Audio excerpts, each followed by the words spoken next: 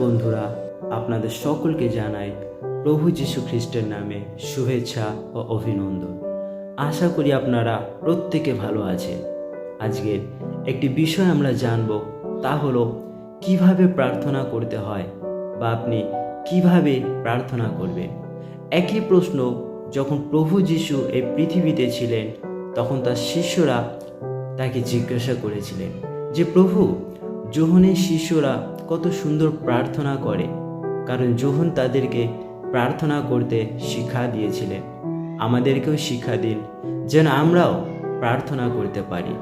তখন যিশু তার শিষ্যদেরকে এই বলেছিলেন যে, তোমরা প্রার্থনার সময় এইরূপভাবে প্রার্থনা করো, হে আমাদের স্বর্গস্থ পিতা, তোমার নাম পবিত্র বলিয়া মান্য হোক, তোমার রাজ্য আইসুক, তোমার ইচ্ছা স্বর্গে যেমন এই পৃথিবীতে তেমনই সিদ্ধ হোক।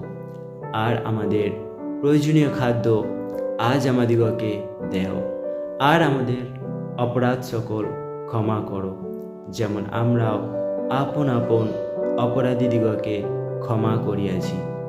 আর আমাদের পরীক্ষাতে আনিও না, কিন্তু মন্দ হইতে রক্ষা করো, কারণ রাজ্য, পরাক্রম ও মহিমা যুগে যুগে তোমারই।